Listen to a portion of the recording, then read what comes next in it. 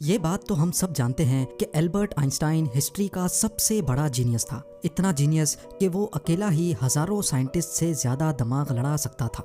जो चीज़ हम इंसान समझना तो दूर की बात सोच भी नहीं सकते, वो आइंस्टाइन ने सोची भी, समझी भी और उसको पूरी दुनिया के लिए आसान भी बनाया।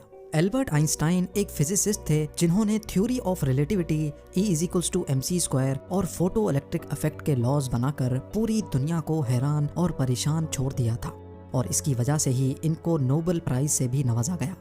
इनकी एक्स्ट्रा ऑर्डिनरी सोचने और समझने की सलाहियत देखकर लोग समझते थे कि आइंस्टाइन के पास एक स्पेशल ब्रेन है जो हम आम इंसानों से काफ़ी ज़्यादा मुख्तलिफ है। इस बात का खुद आइंस्टाइन को भी अंदाज़ा था। इसी वजह से वो नहीं चाहते थे कि मरने के बाद इनकी बॉडी के किसी भी हिस्से पर रिसर्च की जाए, बल्कि उन्होंने तो ये इंस्ट्रक्शंस दे रखी थी कि मरने के बाद इनकी बॉडी को जलाकर राख कर दिया जाए।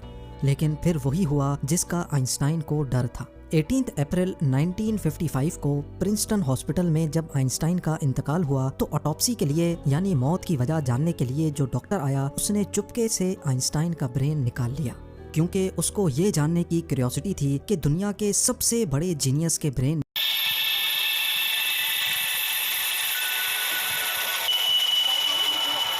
आइंस्टाइन का ब्रेन चुराने वाले डॉक्टर थॉमस हार्वी थे, जिनको अपने साथ होने वाले अंजाम से ज्यादा इस स्पेशल ब्रेन को स्टडी करने में दिलचस्पी थी। कुछ दिनों के बाद जब प्रिंसटन हॉस्पिटल को डॉक्टर हार्वी की इस हरकत का पता चला तो उनको अपनी जॉब से हाथ धोना पड़ा।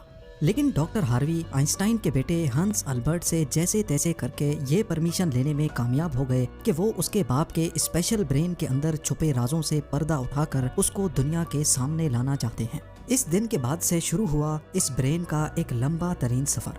डॉक्टर हार्वी एक पैथोलॉजिस्ट थे जो सिर्फ पोस्टमार्टम करना जानते थे। ये उनका सिर्फ ख्याल था कि वो इतने बड़े जीनियस के ब्रेन पर रिसर्च कर पाएंगे। अब कंडीशन ये थी कि डॉक्टर हार्वी प्रिंसटन हॉस्पिटल की जॉब से भी हाथ धो बैठे थे और अपने पैथोलॉजिस्ट का ओहदा भी। आइंस्टाइन का ब्रेन जो पहले ही डॉक्टर हार्वी प्रिजर्व कर चुके थे, वो इसको लेकर पेंसिल्वेनिया के शहर फिलाडेल्फिया ले गए, जहां उन्होंने ब्रेन की कई फोटोज ली और फिर उसको 240 छोटे छोटे पीसेज में काटकर हर पीस को अलग अलग जार में प्रिजर्व करके अपनी बेसमेंट में छुपा दिया। इसी मसले को लेकर डॉक्टर हार्वी का अपनी बीवी के साथ कई बार झगड़ा होता रहता था, क्योंकि उनकी बीवी अक्सर ये धमकी देती थी कि वो इस ब्रेन को उठाकर कहीं फेंक देगी। एक दिन झगड़ा इतना बढ़ गया कि दोनों मियाँ बीवी को डाइवोर्स लेकर अलग होना पड़ा और डॉक्टर हार्वी ब्रेन लेकर कैंसस के शहर विचिटा चले गए, जहां वो एक बायोलॉजिकल टेस्टिंग लैब में मेडिकल सुपरवाइजर की नौकरी करने लगे और यहाँ वो अपने फारिग टाइम में आइंस्टाइन के ब्रेन पर खूब स्टडी करने की कोशिश करते। इसके बाद कई बार वो अलग अलग जॉब छोड़कर मुख्तलिफ शहरों में ये ब्रेन लेके घूमते रहे। कई साल गुजर चुके थे लेकिन डॉक्टर हार्वी आइंस्टाइन के ब्रेन पर कुछ खास रिसर्च ना कर सके। उल्टा उनका मेडिकल लाइसेंस ही कैंसिल कर दिया गया और नौबत यहाँ तक आ गई कि उनको एक प्लास्टिक की फैक्ट्री में जॉब स्टार्ट करनी पड़ी। तभी उन्होंने पहली बार एक अच्छा फैसला किया कि वो इनके ब्रेन के अलग अलग हिस्सों को दुनिया भर के बेस्ट न्यूरोपैथोलॉजिस्ट के पास डिटेल्ड रिसर्च के लिए भेजेंगे। लिहाजा उन्होंने ऐसा ही किया। 1955 में ब्रेन चोरी होने के 30 सालों के बाद यानी 1985 में पहली बार आइंस्टाइन के ब्रेन पर एक स्टडी पब्लिश की गई। इसके बाद अगले 28 सालों तक इस जीनियस ब्रेन पर दुनिया भर के न्यूरोपैथोलॉजिस्ट ने कई स्टडीज पब्लिश की, जिनमें बताया गया कि आइंस्टाइन का ब्रेन आम इंसान के ब्रेन से काफी डिफरेंट था। सबसे बड़ा डिफरेंस ब्रेन के कॉर्पस कैलोसम नामी हिस्से में पाया गया। अब यहाँ ये जानना जरूरी है कि इंसानी ब्रेन दो अलग अलग हिस्सों में डिवाइडेड होता है। इंसान जो भी काम करता है वो ब्रेन के एक हिस्से में पहले प्रोसेस होता है और फिर ब्रेन हमारे जिस्म के उस हिस्से को सिग्नल देता है। लेफ्ट ब्रेन हमारे जिस्म के राइट हिस्सों को कंट्रोल करता है, जबकि राइट ब्रेन हमारे जिस्म के लेफ्ट हिस्से को कंट्रोल करता है। इसके अलावा 90% इंसानों का लेफ्ट ब्रेन बोलने, समझने, मैथमेटिकल कैलकुलेशंस और राइटिंग यानी लिखने के दौरान काम करता है, जबकि राइट ब्रेन के पास क्रिएटिविटी, शेप्स को पहचानने, आर्ट और म्यूजिकल स्किल्स की जिम्मेदारी होती है। अब आप भी ये सोच रहे होंगे कि इस सब में कॉर्पस कैलोसम का क्या काम है। फर्ज कर लें कि आप कीबोर्ड पर टाइपिंग कर रहे हैं या फिर मोबाइल फोन पर।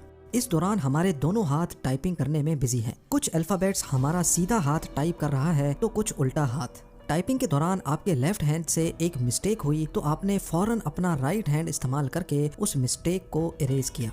तो इसका मतलब ये हुआ कि जब हमारे राइट ब्रेन से मिस्टेक हुई तो उसने लेफ्ट ब्रेन को फौरन सिग्नल देकर वो मिस्टेक ठीक करवाई। ब्रेन के दोनों हिस्से आपस में जिस चीज के थ्रू कम्युनिकेट करते हैं उसको कॉर्पस कैलोसम कहा जाता है, और आइंस्टाइन का कॉर्पस कैलोसम आम इंसानों के मुकाबले में कुछ ज्यादा ही बड़ा था। यानी उनका लेफ्ट और राइट ब्रेन का आपस में बहुत स्ट्रॉन्ग कनेक्शन था, जिसकी वजह से आइंस्टाइन एक ही वक्त में काफी कॉम्प्लेक्स प्रॉब्लम्स और सिचुएशंस को इमेजिन कर सकते थे। कॉर्पस कैलोसम के बड़े होने के अलावा आइंस्टाइन के ब्रेन का पैटर्न भी आम इंसानों से काफी मुख्तलिफ था, और रिसर्चर्स का मानना है कि इसकी वजह से ब्रेन में न्यूरॉन्स का फ्लो काफी बेहतर था। न्यूरॉन्स के अच्छे फ्लो होने का मतलब है कि इनकी मैथमेटिकल कैलकुलेशंस की पावर काफी ज्यादा स्ट्रॉन्ग थी। Albert Einstein complex mathematical problems को बगैर पेन और पेपर के अपने दिमाग की मदद से ही सॉल्व करने की काबिलियत रखते थे। न्यूरॉन्स ज्यादा होने की एक और वजह भी रिसर्च पेपर्स में बताई गई। जब आइंस्टाइन के ब्रेन का वजन किया गया तो उसका वजन 1230 ग्राम था, जबकि आम इंसानों का 1400 ग्राम होता है। रिसर्चर्स का मानना है कि इनके ब्रेन की लाइनिंग काफी पतली थी, जिसकी वजह से इनमें ज्यादा न्यूरॉन्स पाए जाते थे। लेकिन सबसे बड़ा सवाल अभी भी वही था कि क्या आइंस्टाइन ऐसे स्पेशल ब्रेन के साथ पैदा हुए थे या इनके पैदा होने के बाद इसमें चेंजेस आई। जांच के बाद मालूम पड़ा कि एल्बर्ट आइंस्टाइन जब पैदा हुए थे तो वो पूरे 5 सालों तक बोल नहीं सकते थे, जबकि दूसरे बच्चे 2 या 3 साल की उम्र में बोलना शुरू कर देते हैं। जब उन्होंने बोलना शुरू भी किया तब भी वो ज्यादा बोलना पसंद नहीं करते थे, बल्कि हमेशा अपनी सोचों में ही गुम रहते थे। उनके पास चीजों को मेमोराइज करने की पावर काफी कम थी, यहाँ तक कि उनको सिंपल मैथ्स के टेबल भी याद करने में मुश्किल होती थी। वो मैथ्स और नंबर्स को लॉजिकल तरीकों से प्रोसेस करने के मास्टर थे, ना कि उनको रट्टा लगाकर याद करने के। स्कूल लाइफ में बाकी हर सब्जेक्ट में आइंस्टाइन फेल होते थे, सिर्फ मैथ्स और साइंस वो वाहिद सब्जेक्ट्स थे जिसमें आइंस्टाइन के नंबर्स सबसे ज्यादा आते थे। जब एल्बर्ट आइंस्टाइन 12 साल के थे तब एक फैमिली टीचर अपनी ज्योमेट्री की बुक इनके पास भूल गए। हैरत अंगेज तौर पे सिर्फ एक ही दिन में आइंस्टाइन वो पूरी बुक पढ़कर अपने ज्योमेट्री के कॉन्सेप्ट्स क्लियर कर बैठे। ना सिर्फ इतना, बल्कि सिर्फ 14 साल की उम्र में ही वो इंटीग्रल और डिफरेंशियल कैलकुलस के मास्टर बन चुके थे। मैथ्स और साइंस में इनकी इतनी स्ट्रॉन्ग ग्रिप थी कि जब वो क्लासरूम में कोई सवाल पूछने के लिए हाथ खड़ा करते थे तो प्रोफेसर्स घबराने लगते थे, क्योंकि आइंस्टाइन के अक्सर सवाल टीचर्स के भी ऊपर से गुजर जाते थे। छोटी सी उम्र में ही वो इस यूनिवर्स के लॉज को एक छोटी सी इक्वेशन में बंद करना चाहते थे, और यही उन्होंने अपनी जिंदगी का मकसद बना लिया था। 26 साल की उम्र में आइंस्टाइन ने 4 रिसर्च पेपर्स पब्लिश करके पूरी दुनिया को हैरान कर डाला, और इसी वजह से उनको पीएचडी की डिग्री और ह्यूमैनिटी के लिए आला किरदार अदा करने की सूरत में नोबेल प्राइज से भी नवाजा गया।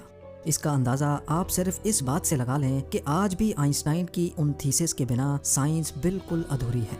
कई डॉक्टर्स और साइंटिस्ट ने ये नतीजा निकाला कि आइंस्टाइन का ब्रेन उनके पैदा होने के बाद स्पेशल बना था, जिसकी सबसे बड़ी वजह यह थी कि जब उनको अपने सवालों का कोई जवाब नहीं मिलता था तो वो खुद अपने दिमाग की मदद से जवाब तलाश किया करते थे।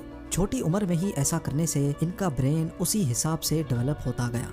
आज भी आइंस्टाइन का ये एक्स्ट्रा ऑर्डिनरी ब्रेन अमेरिका में वाक़े द मटर म्यूजियम में मौजूद है, जिसको बड़ी हिफाजत से माइक्रोस्कोपिक फिल्म्स में प्रिजर्व करके रखा गया है। उम्मीद है जेम टीवी की ये वीडियो भी आप लोग भरपूर लाइक और शेयर करेंगे। आप लोगों के प्यार भरे कमेंट्स का बेहद शुक्रिया। मिलते हैं अगली शानदार वीडियो में।